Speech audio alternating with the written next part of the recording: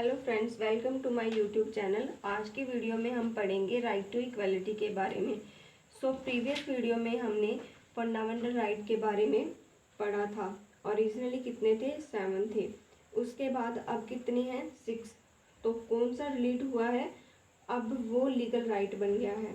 वो आर्टिकल कौन सा है वो सब हमने पहले वाली वीडियो में हम पढ़ चुके हैं। आज हम सिर्फ और सिर्फ डिस्कस करेंगे राइट टू इक्वलिटी, यानी कि समानता के अधिकार के बारे में। तो हर एक आर्टिकल में बहुत अच्छे से एक्सप्लेन करूंगी, कोई डाउट नहीं रहेगा इसमें।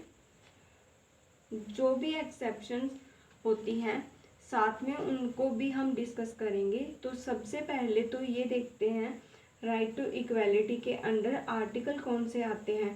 14 से 18 तक ये जो आर्टिकल हैं ये राइट टू इक्वलिटी के अंडर आते हैं। ठीक है, तो पहला आर्टिकल है हमारा आर्टिकल नंबर 14। ये क्या बोलता है?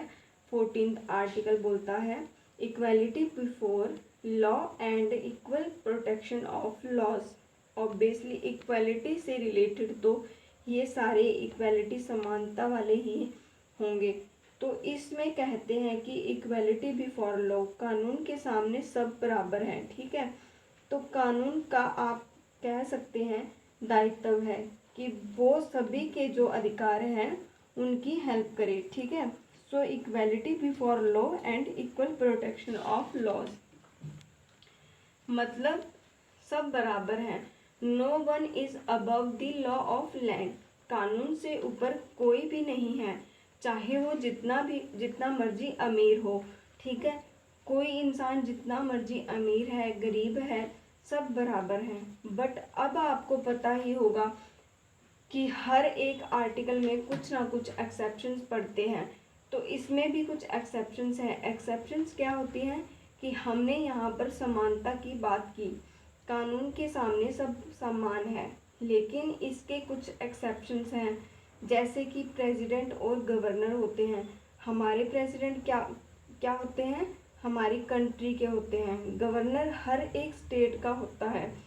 तो इनको they are not answerable to any court. इन्होंने किस तरह से काम किया, क्या पावर्स हैं इनकी, क्या ड्यूटीज़ हैं, किस तरह इन्होंने परफॉर्म किया, उसके लिए ये किसी को भी आंसरेबल नहीं है, ना ही कोर्ट को। पहला तो ये हो गया। सेकंड है criminal proceeding. No criminal proceeding, जो हमारे प्रेसिडेंट है या गवर्नर है, अगर ये कोई क्रिमिनल काम कर रहे हैं, कर भी देते हैं कोई क्रिमिनल फील्ड में, जैसे किसी का मर्डर करवा दिया, इनके आगे क्रिमिनल प्रोसीडिंग नहीं चलाई जा सकती जब तक ये अपने ऑफिस संभाल रहे हैं।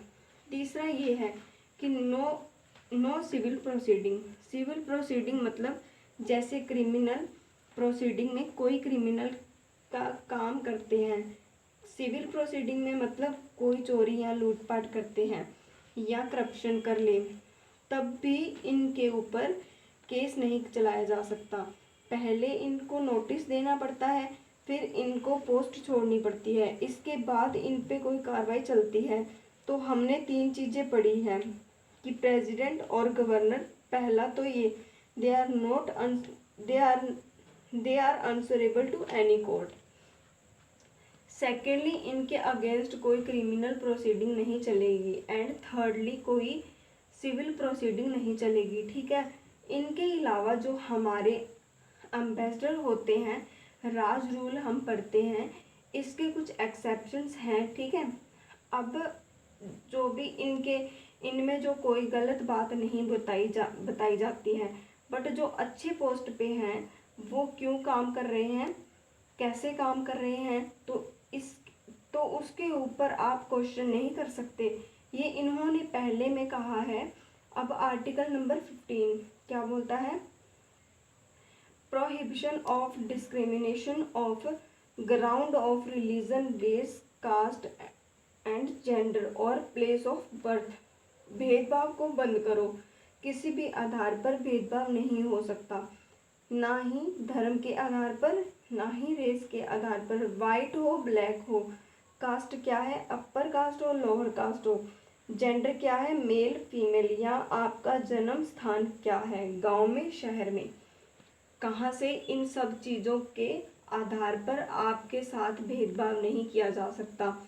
लेकिन इसमें भी कुछ एक्सेप्शंस हैं, जैसे कि वोमेन, और आपने देखा होगा बसेस में वोमेन के लिए जो सीट रिजर्व होती है, ट्रेन में भी सीट रिजर्व होती है ना। तो इस तरह के होंगे एक्सेप्शन, ताकि जो जैसे चिल्ड्रन है, वोमेन है, जो जो सोशलियन है, एजुकेशनली बैकवर्ड क्लासेस हैं, हम पढ़ते हैं ना economically weaker section of the society, वो शेड्यूल कास्ट, इनके लिए तो एक्सेप्शंस हैं, क्योंकि इनको हमें उठाना है, इनका जो लेवल है वो थोड़ा कम है, तो इनके लिए एडवांसमेंट करनी है, उनके लिए कुछ एक्सेप्शंस रहेगी, अदरवाइज कोई भेदभाव नहीं किया जाएगा। अब इसी के साथ हम क्रीमीलेयर के बारे में पढ़ते हैं।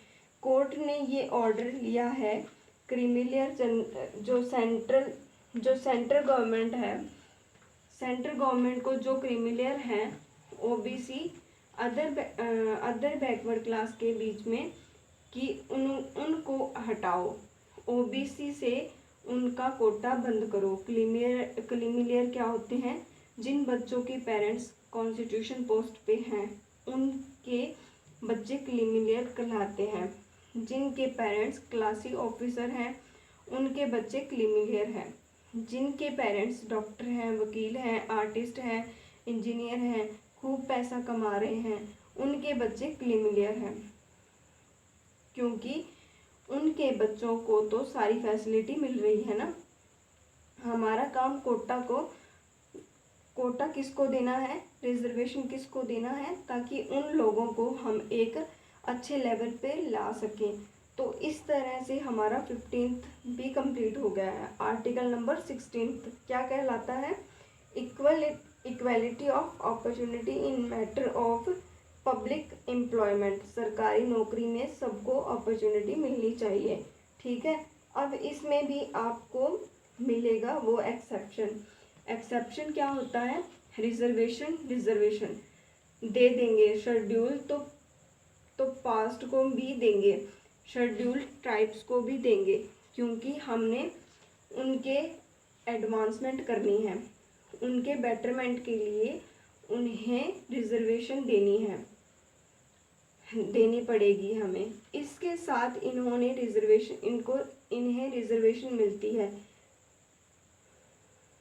प्रमोशन जो है SC ST के पहले होती है, जनरल वालों से, है ना।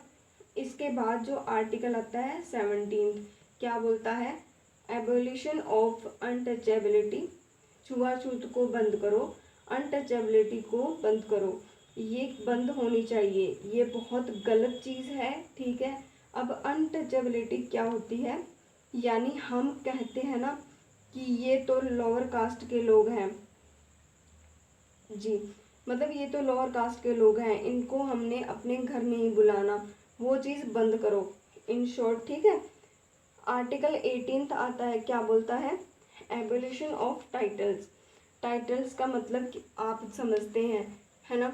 जैसे कोई राजा है, राज बहादुर सिंह, या राजा है सिट्टू राय, तो वो राजा नहीं लगाना है, बहादुर नहीं लगाना है आगे। ठीक है, आगे नहीं लगाना बहादुर या फिर राजा। इस तरह के जो टाइटल्स हैं, जैसे किसी के परदादा हैं, या जैसे ग्रेट ग्रैंडफादर हैं, वो राजा रहे होंगे पहले के टाइम में, क्योंकि पहले तो राजा वाला सिस्टम था, है ना।